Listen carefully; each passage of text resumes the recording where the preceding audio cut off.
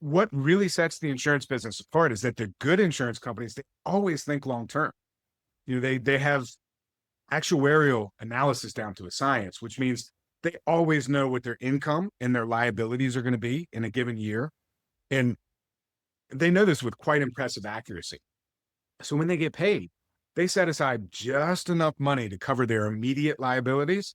Then they invest the rest, and they invest the rest into high quality assets. So that means the more money that they make, the more money they invest. And they do this over and over and over again without question and without pause. Then they're very deliberate with their investments.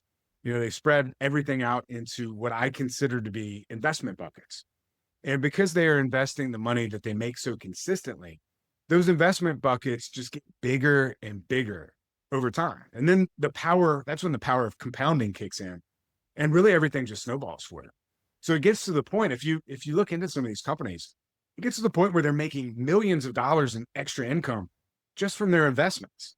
So there's two sides to it.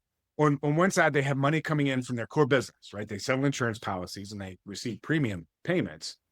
They set aside just what they need to cover their immediate expenses.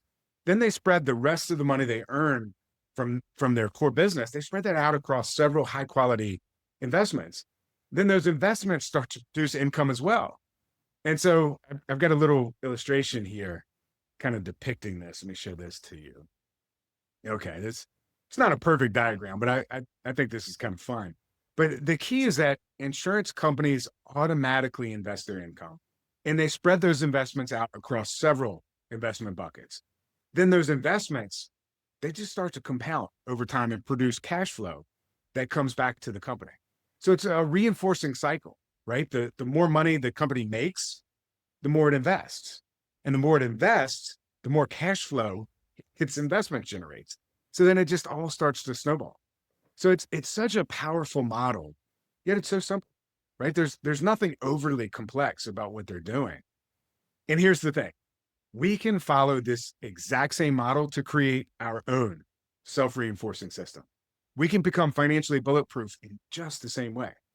As I mentioned, I had the opportunity to explore and test all kinds of investments during my time in the research industry. And I can tell you from experience that everybody tries to make it complicated.